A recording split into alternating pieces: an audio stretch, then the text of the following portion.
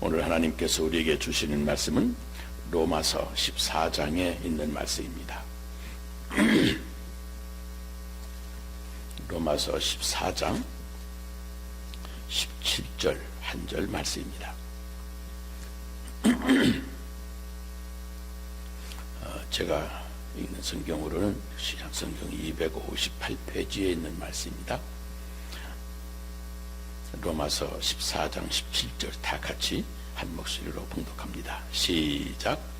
하나님의 나라는 먹는 것과 마시는 것이 아니요 오직 성령 안에 있는 의와 평강과 희락이라. 아멘. 나이 많으신 노인 어른이 오늘 목사님께 이런 아주 마음이 짠한 편지를 보냈습니다. 목사님, 저는 이제 죽음을 지척에 두고 바라보는 나이에 이르렀습니다. 이 나이가 되고 보니 젊을 때 사물을 바라보던 눈과는 다른 눈으로 인생을 바라보게 됩니다. 저에게는 이제 이 세상의 부귀, 영화, 공명, 권력 같은 것이 땅에 굴러다니는 퀴끌처럼 하찮게만 보입니다. 곧 떠나야만 하는 세상에 속한 것들이 나에게 무슨 미련이 되겠습니까? 이제 저의 기쁨은 예수님을 믿고 하나님을 알게 된 것과 그리고 이제 곧 들어갈 하나님 나라에 대한 기대감만 마음에 가득 채워질 뿐입니다. 그랬습니다. 이 편지의 내용은 마치 우리 한 사람 한 사람이 조만간 맞이하게 될 미래를 지금 이야기해주고 있는 것 같습니다.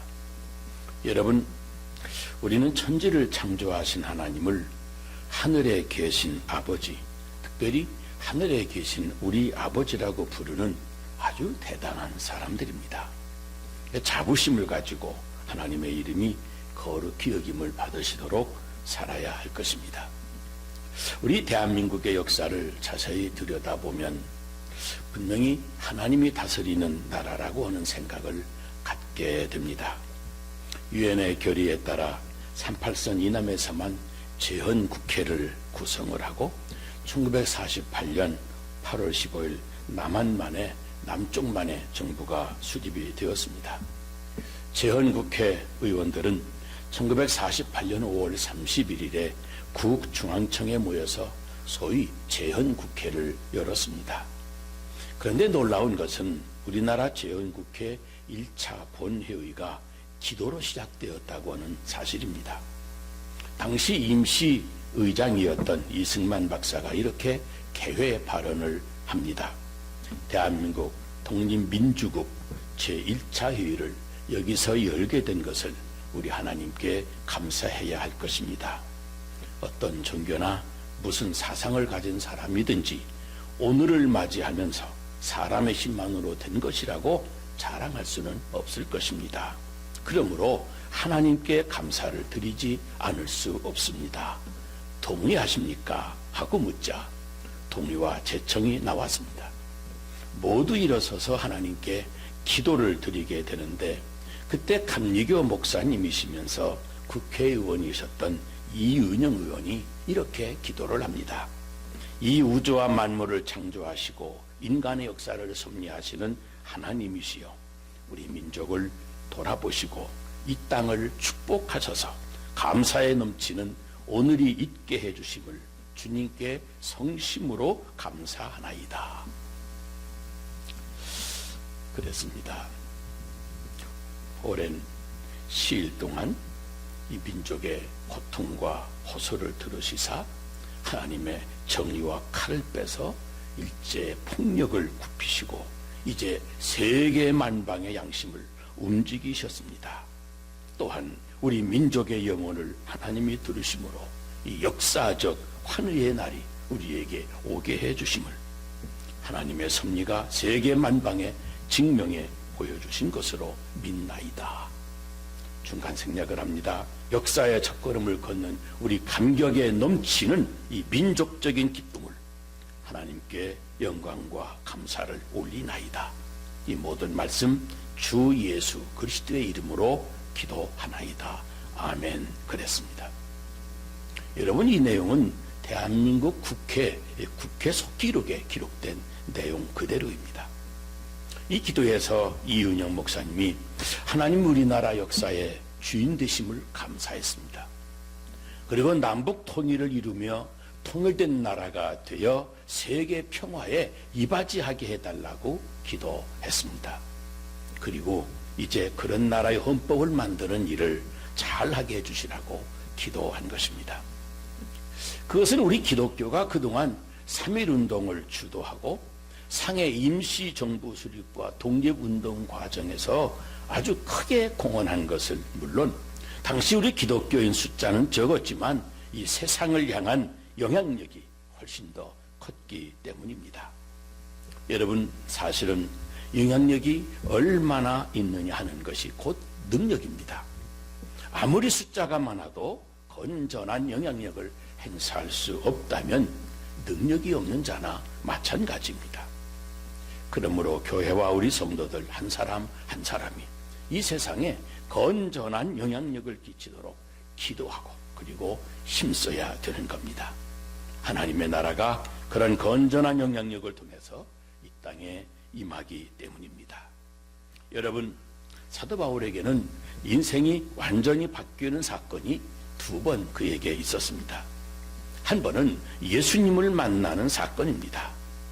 담에색으로 교인들을 잡으러 가다가 빛 가운데 임하시는 예수님을 만났습니다. 2번째는 하나님의 나라를 본 것입니다. 고린도후서 12장에 나오는데 성령에 이끌려 셋째 하늘에 올라가 보았습니다. 그리고 거기서 하나님의 나라와 이 역사의 종말에 될 일을 미리 깨닫고 사도 바울은 인생 철학도 그 삶의 목적도 그 기쁨의 이유도 완전히 바뀌어진 겁니다. 이 세상에서 성공하고 행복하게 살려고 했던 소원을 마치 배설물처럼 여기고 오직 그 하나님의 나라를 전하기 위하여 헌신했습니다. 그리고 나중에 목배임을 당하는 순교를 받음으로 그의 생애를 마감했습니다. 여러분, 예수 믿고 하나님 나라를 바라보게 된다는 것은 이처럼 대단히 강력한 것입니다. 우리에게도 사도 바울에게 일어났던 그런 변화가 일어나야만 됩니다. 우리 인생의 가장 획기적인 전환점, 하나님 나라의 백성에서 이 세상 나라의 백성에서 이제는 하나님 나라의 시민으로 바뀌는 때, 바로 그때입니다.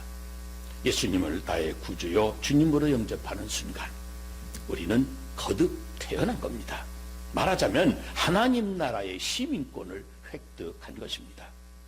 이것이 그토록 획기적인 이유는 여러분, 하나님 나라의 시민이 되면 우리 미래의 운명뿐만이 아니라 현재의 신분과 권세 모든 것이 한꺼번에 바뀌기 때문입니다.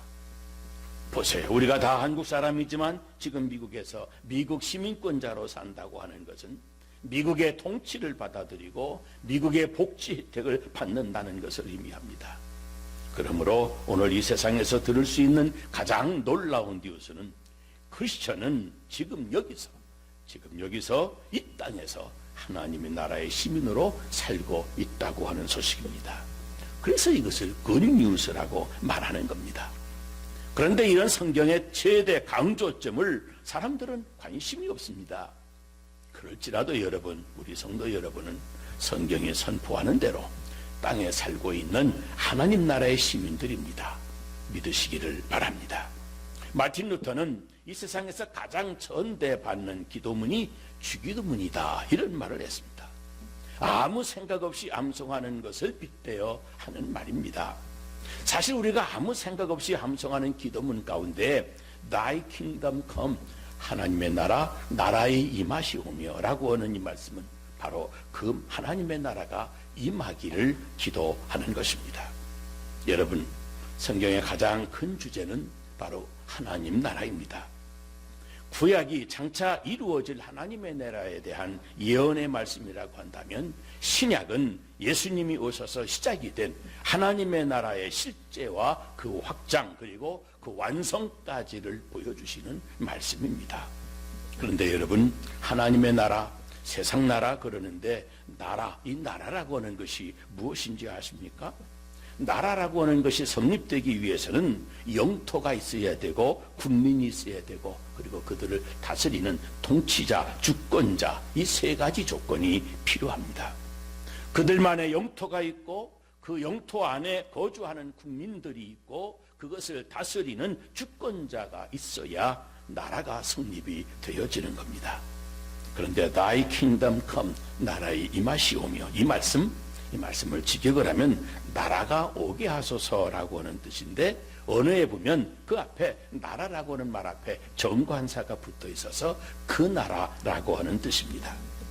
그리고 나라라고 하는 의미를 헬라어로는 바실레이아라고 하는데 이것은 장소보다는 다스림, 통치 그 자체를 뜻하기 때문에 하나님의 나라라고 하는 말은 곧 하나님의 통치, 하나님의 다스림을 의미하는 겁니다. 그러므로 오늘 본문에 나라의 임하시오며라고 하는 말씀은 하나님의 통치가 이루어지소서라고 하는 뜻입니다. 그런데 여러분, 최고 통치자 왕이 누구냐에 따라서 그 나라의 흥망성쇠가 결정이 됩니다. 그러므로 하나님이 왕 되셔서 통치해 주시기를 기도하는 것은 대단히 중요한 내용입니다. 그런데 하나님의 명령, 하나님의 통치가 어떻게 이루어지고 있습니까? 왕으로서 하나님이 어떻게 이 땅을 다스리고 우리의 마음을 다스리는가 하는 문제입니다. 마태복음 8장에 보면 병든 종을 고쳐달라면서 백부장이 이렇게 말을 합니다. 나도 남의 수하에 있는 사람으로 내 아래에도 군사가 있으니 이더러 가라 하면 가고 저더러 오라 하면 오고 내 종더러 이것을 하라 하면 하나이다. 이런 백부장의 말에 예수님도 놀라시면서 내가 지금까지 이스라엘 사람 가운데도 아무에게서도 이런 믿음을 본 적이 없다 하시고는 내 믿음대로 될지어다 그러셨는데 바로 그 순간 집에서 그 백부장 병든 종이 벌떡 일어났습니다. 이렇게 그 주권자의 명령이 말이 떨어지기가 무섭게 실행되는 것이 그게 한 나라입니다. 만일 주권자의 명령이 실행되지 않는다면 거기는 나라도 아니고 그 사람도 그 나라 사람이 아닐 겁니다. 그 나라의 국민은 그 나라의 주권자인 왕의 명령이 실행이 되어지도록 순종해야만 됩니다. 그러므로 하나님을 내 인생의 왕으로 모시고 그 말씀을 내가 순종해야 될 말씀으로 믿어서 순종하는 사람만이 하나님 나라의 참 국민이요 천국의 백성인 겁니다.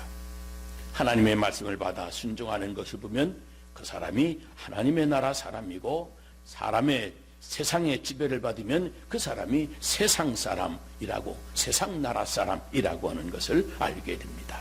왜냐하면 우리는 다스림을 받아야 될 나라의 국민이기 때문에 그렇습니다. 미국에 나와 살고 있지만 한국 정부의 외교 정책을 따르고 그 명령을 따라서 사는 대사들이나 영사들이 한국 국민인 것처럼 우리는 이 땅에 나와 살고 있지만 하나님 나라의 정책과 하나님의 명령을 순종하는 하나님 나라 국민입니다. 그러므로 이 나라의 임하시오며라고 하는 하나님의 나라가 임하기를 기도하는 우리들도 매 순간마다 온전하게 하나님의 통치, 하나님의 다스림을 받고 하나님 나라의 국민이라고 하는 긍지를 가지고 언제나 하나님의 말씀에 순종해야 될 줄로 믿습니다. 이 땅은 아니 우리가 사는 이 세상 나라는 과연 누가 통치하고 왕노릇하고 있기에 하나님이 통치하는 나라가 임하기를 우리가 구해야 되는지 아십니까?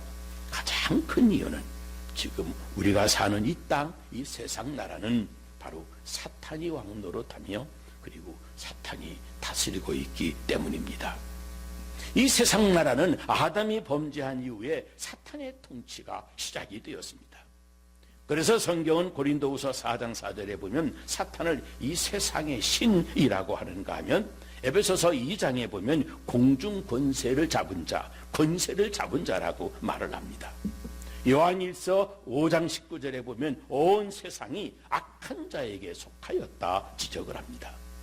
사탄이 이 세상의 왕과 신이 되어서 이 세상을 다스리고 있다고 하는 말입니다. 바로 그런 이 세상 나라, 그 흉악한 사탄이 정권을 무너뜨리고 세상의 통치자 선하신 하나님이 통치하시기를 기도하라는 말씀입니다. 보세요. 사탄이 마음과 육체의 병으로 인간들을 종으로 잡고 다스리고 있습니다.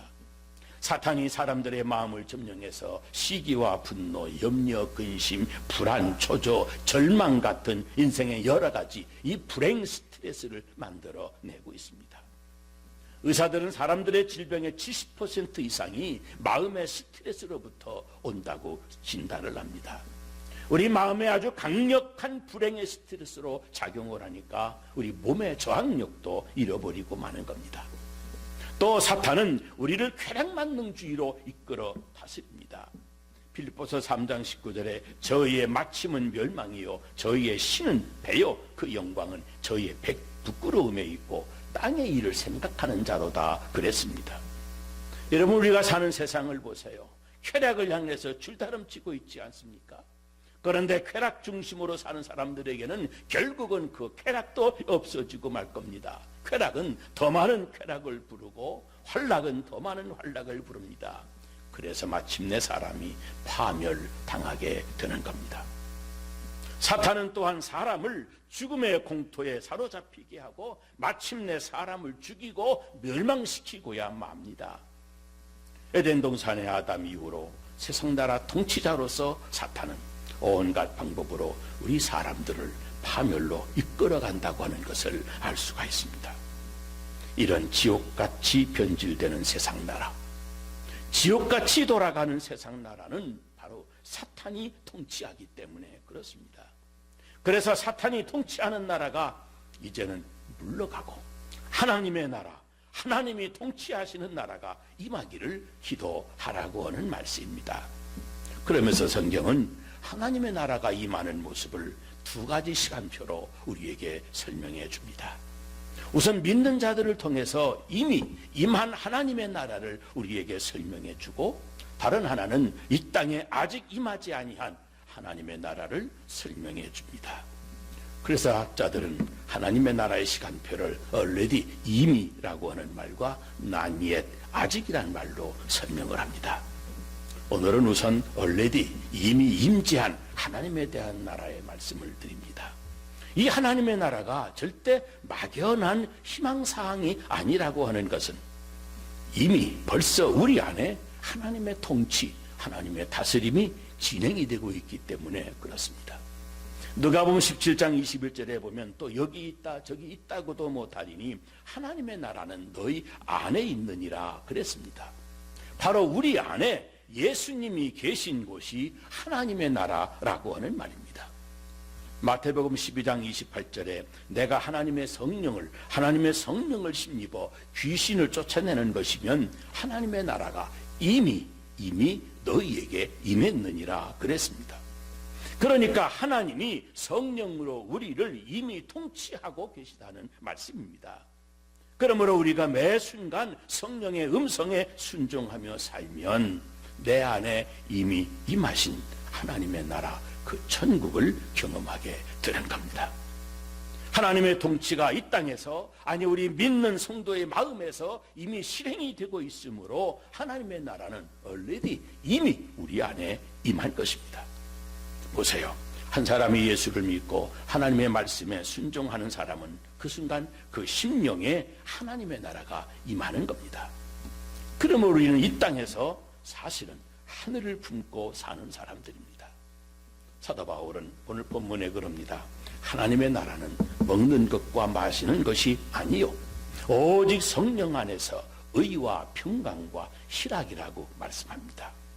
우리가 예수를 믿는 믿음으로 의롭다 여김을 받고 우리 마음의 제사함의 기쁨과 평강을 누린다면 그 사람 마음에는 이미 하나님의 나라가 임한 것입니다.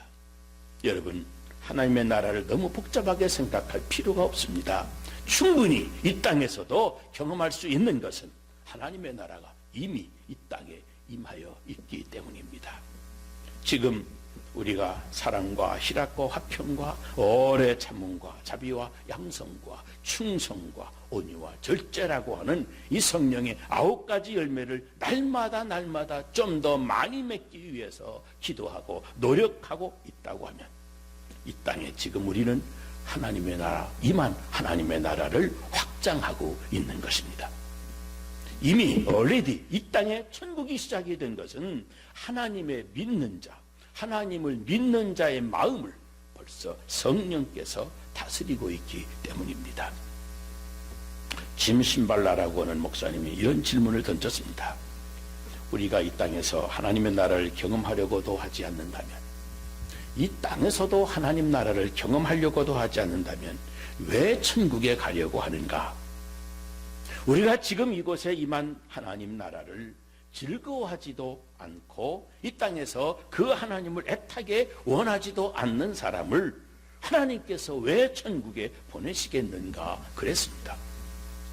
여러분이 정말 하나님의 나라의 실체와 그 영광을 알고 누리고 싶다면 이 땅의 많은 사람의 마음에도 하나님의 나라가 함께 임하도록 기도하셔야 됩니다. 그런데 여러분, 이런 천국, 이런 심령 천국이 언제 그 한 사람의 마음에 이루어지는지 아십니까? 바로 이 하나님의 나라는 예배 공동체 안에 있는 사람에게 임합니다. 너의 두세 사람이 내 이름으로 모인 곳에는 나도 너희 안에 있겠노라고 하신 말씀, 바로 예배 공동체를 말씀하시는 겁니다. 왕이신 나의 하나님, 내가 주를 높이고 영원히 그 이름을 송축하리이다 찬양하듯이 우리를 통치하시는 왕이신 하나님의 이름을 높이고 그 왕의 말씀을 받아 순종하며 또 왕의 권위와 위엄을 찬양하는 주의 백성들에게 하나님의 나라가 임하는 것입니다. 말씀과 기도, 찬양으로 왕이신 하나님을 높이는 예배 공동체, 거기 있는 사람들에게 하나님의 나라가 강력하게 임하는 겁니다. 여러분, 우리가 왜 구역 예배로 또 모여야 합니까? 주일날 교회에 모이고 수요일날도 모이는데 왜 구역에 또 성도들의 가정에서 돌아가면서 또 모여야 되는 겁니까? 이 험악한 세상 속에서, 이 험악한 세상 나라에서 십자가 예수님을 구주로 모시고 내 인생의 통치자이신 왕으로 하나님을 섬기는 믿음의 식구들이 함께 모일 때, 함께 모여 예배하는 공동체를 이루고 있을 때 바로 거기에 하늘나라가 임하기 때문입니다. 어떤 곳이든지 두세 사람 이상으로 예수 이름으로 모여서 왕이신 하나님을 예배드리게 될 때 거기에 하나님의 나라가 임하는 겁니다. 여러분, 교회는 다른 것 아닙니다. 하나님을 예배하는 공동체입니다. 모이기를 힘쓰는 성도들이 이 땅에 하나님의 나라를 세우고 열심히 모여서 교회를 교회되게 섬기는 겁니다.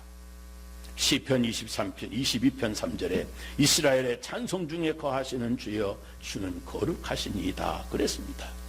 여러분, 우리 기독교 신앙의 특이한 점이 바로 찬송, 찬양에 있습니다. 혼자 있어도 찬양하고 두세 사람 모여 있어도 찬양하고 좋을 때는 춤추며 찬양하고 슬플 때는 눈물 흘리면서 찬양하고 답답할 때는 답답해서 가슴을 치면서도 찬송하는 것이 우리 기독교 신앙인의 특성인 겁니다. 왜냐하면 우리 왕이신 하나님이 찬양이라고 하는 보좌에 임하시기 때문입니다. 내 백성은 내가 나를 위하여 지었나니 나의 찬송을 부르게 하려 함이라 그랬습니다. 하나님이 왜 우리를 지으셨습니까? 하나님을 찬송하게 하기 위해서입니다. 하나님의 이름을, 하나님의 능력을, 하나님의 권위를 찬송하기 위해서입니다. 인도에 갔던 스캇 선교사님이 한 번은 복음을 전혀 들어보지 못했던 원주민들을 찾아가셨답니다. 이 선교사님 간단한 징과 바이올린을 챙겨서 무작정 그들이 사는 곳으로 찾아간 겁니다.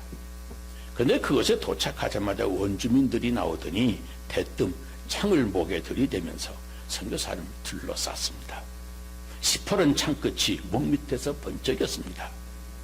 이 선교사님 말도 한마디 못 해보고 이제는 이렇게 죽었구나 생각을 했답니다. 그래서 그는 죽기 전에 찬양이라도 부르다 찬양하다 죽었다 하는 소리나 들어야 되겠다는 생각으로 가지고 간 바이올린을 그 집안에 들고 찬송가를 부르기 시작했습니다. 주 예수 이름 높이여 주 예수 이름 높이여 다 찬양하여라 하는 찬송가 36장을 눈을 감고 바이올린을 켜면서 불렀답니다. 그런데 1절을 부르고 2절을 부르는데 아무런 반응이 일어나지를 않습니다. 누구도 그 창 끝으로 자기의 목을 찌르는 사람이 없습니다. 느낌이 이상해서 살며시 눈을 떴습니다. 눈을 뜨면서 선교사님이 깜짝 놀랐습니다. 놀랍게도 모든 원주민들이 다 창을 자기 앞에 내려놓고 눈물을 흘리고 울고 있는 겁니다. 모든 원주민들의 마음속에 이 적개심과 미움이 다 사라지고 평화의 마음으로 잠잠해진 겁니다. 선교사는 그날에 있었던 일을 찬송 중에 하나님의 나라 천국이 임한 것이라고 선교 본부에 보고했습니다. 여러분, 찬송을 힘차게 부를 때, 찬송을 부를 때 흑암의 세력이, 사탄의 세력이 물러가고 사탄의 통치력이 영향을 잃어버리고 성령의 역사, 하나님의 통치가 일어나는 겁니다. 또 말씀 중에 하나님의 나라가 임합니다. 우리가 말씀을 읽든지 말씀을 듣든지 말씀 가운데 하나님의 나라가 임하는 겁니다. 마태복음 13장 19절과 23절을 보면 말씀 속에 하나님의 나라가 임하기 때문에 마귀는 어찌하든지 우리에게 말씀을 빼앗으려고 그럽니다. 하나님의 말씀이 우리 마음에 천국을 세우는 큰 공을 세우고 있는 겁니다. 마태복음 12장 28절에 그러나 내가 하나님의 성령을 힘입어 귀신을 쫓아내는 것이면 하나님의 나라가 이미 너희에게 임하였느니라 그랬습니다. 성령의 역사로 말미암아 우리 안에 하나님의 나라가 임하면 누구든지 회개하고 하나님께 더 관심이 끌리게 됩니다. 하나님의 나라는 그래서 예배가 중요합니다. 이 예배가 얼마나 중요한지 모릅니다. 예배 안에 찬송이 있고 예배 안에 말씀이 있고 예배 안에 기도가 있고 예배 안에 성령의 역사가 있습니다. 만사를 제쳐놓고 예배를 드리는 일에 성도들이 집중해야 됩니다. 예배 중에 하나님의 영이 임재하시고 예배 중에 우리 속에 천국을 세워주시는 창조주 하나님을 만나게 되는 겁니다. 그리고 말씀과 기도 그 찬양이 어우러진 이 예배, 거기서 우리가 하나님, 우리를 다스리고 통치하시는 하나님의 명령, 하나님의 말씀을 듣습니다. 그러므로 모이기를 힘쓰며 예배드리는 생활을 성실을 다해야만 됩니다. 예배 회복이 바로 천국의 회복이라고 하는 말도 있습니다. 내가 신령과 진정으로 예배하는 공동체, 거기에 내가 들어가 있을 때 성령이 내 마음에 하나님의 나라를 임재하게 역사해 주십니다. 하나님의 나라가 임하실 때 우리 안에 일어나는 반응이 바로 회개라고 하는 겁니다. 회개하라 천국에 가까웠느니라. 우리 주님이 외치신 말씀이 내 마음에 예배 중에 있을 때와 닿는 겁니다. 하나님의 나라가 가까이 왔는데 여러분 무슨 회개를 하란 말입니까? 거짓말입니까? 간음죄입니까? 그런 것 아닙니다. 지금까지 하나님을 내 인생의 통치자로 왕으로 모시지를 않고 세상이 내 인생의 주인으로, 세상의 사탄을 내 인생의 왕으로 섬기면서 그의 유혹과 그의 이끌리는 모든 공작에 함께 파묻혀 살아온 내 자신을 회개하는 것입니다. 아니, 내 인생은 내 인생이니 내 마음대로라고 하면서 내 고집대로 살아온 그것을 회개하는 겁니다. 이 회개의 영이 바로 천국의 문을 우리에게 열어줍니다. 오늘 이 아침 예배드린 여러분 모두의 심령에 성령의 역사로 의와 화평과 희락이 가득 찬 하나님의 나라가 예배드릴 때마다 강하게 임하게 되시기를 주의 이름으로 축복합니다. 기도하겠습니다. 거룩하신 아버지 하나님, 주의 사랑을 감사합니다. 이 험악한 세상, 이 튼탁한 세상에 살고 있지만 신령한 천국, 저 하늘나라의 기쁨을 우리 마음에 품고 그 하늘나라의 의와 평강을 마음에 품고 살 수 있도록 땅에 살지만 하늘을 품고 사는 하나님의 백성, 하나님 나라의 국민이 되게 해주신 것을 감사합니다. 예수를 믿는 믿음 덕분에 모든 죄악을 십자가에서 다 용서해 주신 예수님 십자가의 은혜 까닭에 아무 자격 없고 부족한 것뿐이지만 하나님 국민 하늘나라의 시민권을 허락해 주셨사오니 감사합니다. 이 하늘나라 시민권을 믿고 이제는 하늘나라의 통치를 받으며 하나님의 말씀을 순종하는 하나님의 신실한 국민들이, 하나님의 신실한 백성들이 되게 하여 주시옵소서. 특별히 하나님의 시민권, 하늘나라 시민권 주셔 하늘나라 백성 삼아 주신 것도 감사한데, 도리어 우리를 하나님의 자녀, 하나님을 아버지라 부를 수 있는 하나님의 자녀가 되게 해주셨사오니 더더욱 감사합니다. 일생 살아가면서 언제나 하나님을 영화롭게 하고 하나님을 기뻐하며 특별히 하나님의 그 이름이 이 땅에서도 존귀함을 입도록 하나님의 이름을 거룩히 여기는 세상 되어지기를 위하여 우리가 헌신할 수 있도록 축복해 주시옵소서. 예수님 거룩하신 이름으로 기도드리옵나이다. 아멘.